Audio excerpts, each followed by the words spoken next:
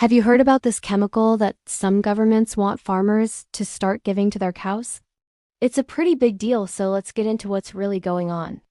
The official story is that it's all for the environment. The goal is to reduce methane emissions from livestock, which they say will help fight climate change. Methane is a natural gas that cows release when they digest their food, mainly through burps. So, governments are promoting a new feed additive, some people call it a chemical, others a supplement, that's supposed to cut down on these cow burps and, in theory, help protect the planet.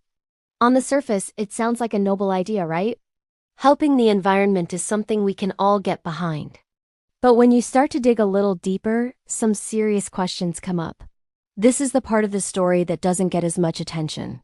First of all, this chemical is relatively new.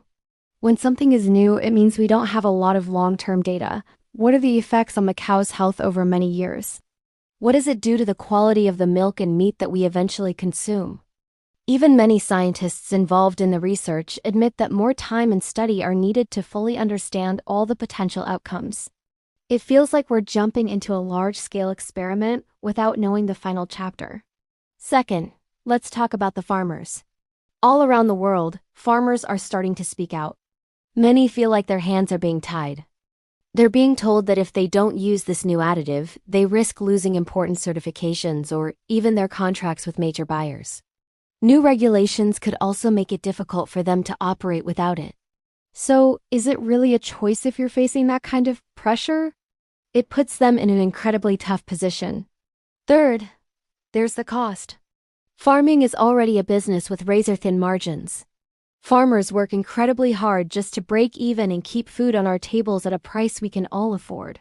Adding a mandatory, expensive supplement to their operational costs is a huge burden. That extra cost has to go somewhere, and it often ends up being passed down to us, the consumers, at the grocery store. And finally, let's look at the bigger picture of environmental impact. Many real environmental experts will tell you that while livestock methane is a factor, it's not the biggest piece of the puzzle. The largest sources of pollution often come from massive industries, large-scale manufacturing, global transportation networks, and huge corporations. It seems a lot easier for policymakers to regulate thousands of individual farmers than it is to take on multi-billion-dollar companies. It makes you wonder if this is the most effective way to tackle the problem. So, while the government's reason to save the planet sounds good on paper, it leaves us with some critical questions. Is this initiative genuinely about solving climate change? Or is it a more convenient, politically easier target? Why are we putting so much pressure on farmers, the very people who feed us? And most importantly, what are the long-term, unforeseen impacts on our food supply and our own health? I'm not here to tell you what to believe. My goal is just to encourage you to ask these questions for yourself. Do your own research, look at different sources, and form your own opinion.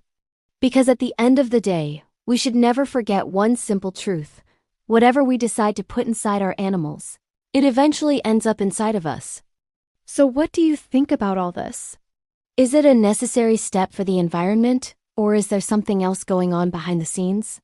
Let me know your thoughts in the comments below. Thanks for watching, and if you found this valuable, please consider subscribing for more discussions like this.